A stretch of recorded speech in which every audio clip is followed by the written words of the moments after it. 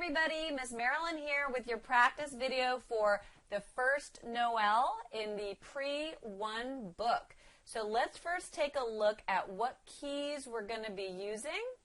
So we have C, D, E, F, G, A, B, and C. Well, goodness, that's all of our keys with an additional high C, isn't it? So let's take a look at how we might set up our hands for that one. And your teacher might have already gone over with you in class how they suggest setting up your hands. My first idea for a student at your stage of lessons would be to have half of the fingers played with your left hand and half of the notes played with your right hand. Okay, so that means we have middle C, D, E, and F with the left hand, and then we have G, A, B, high C with the right hand, okay? Now, it's possible that your teacher has you playing this song an octave lower, and middle C is the high note. But I'm going to set it up like this. All right, now, you do have options, and if you decide that you want one finger from your left hand to be responsible for C, D, E, and F, and one finger of your right hand to be responsible for G, A, B, and C, you can do that.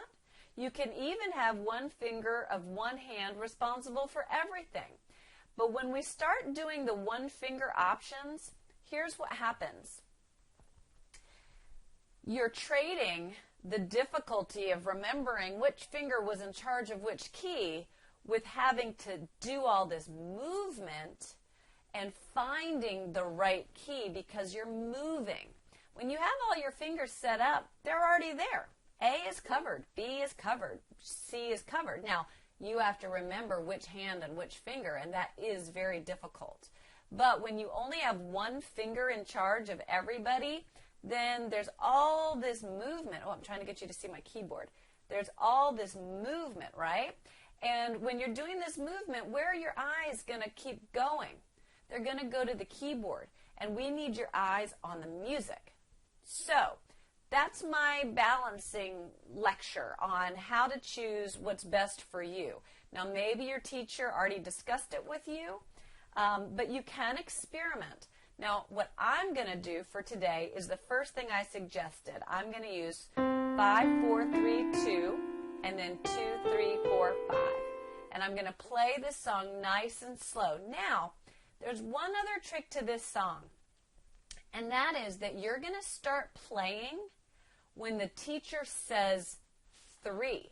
So we're going to count 1 and 2 and then you're going to play on the 3, which is different than usual. You usually wait till they finish saying 3 or 4 and then they say 1 again. But this song has what's called a pickup, meaning it has a couple of extra beats. And so you have to start playing on 3. And we'll talk a lot more about that. But for right now, just listen as I do it, and I think it'll make sense to you. So here's just a demonstration of the very beginning. Don't play along. 1 and 2 and 3 and 1 and 2 and 3 and 1 and 2 and 3 and 1 and. All right, so now let's do it for real. We're going to play it nice and slow. 1 and 2 and 3 and C.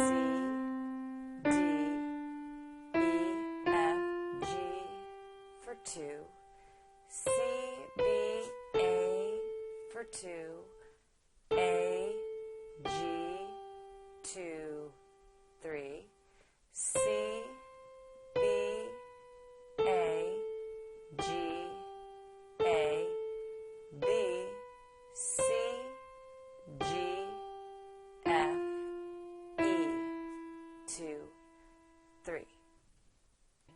All right, now we're going to do it a little bit faster, and I'm not going to call out all of the letters.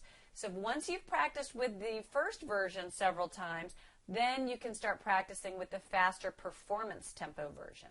Here we go. Remember, come in on 3. 1 and 2 and.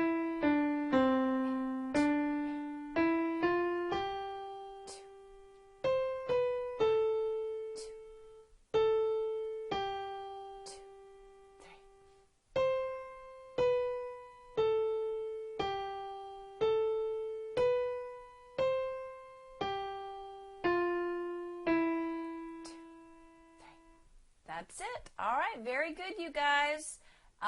Practice along with the slow and the fast, and you'll be ready for the show in no time. Thanks for watching.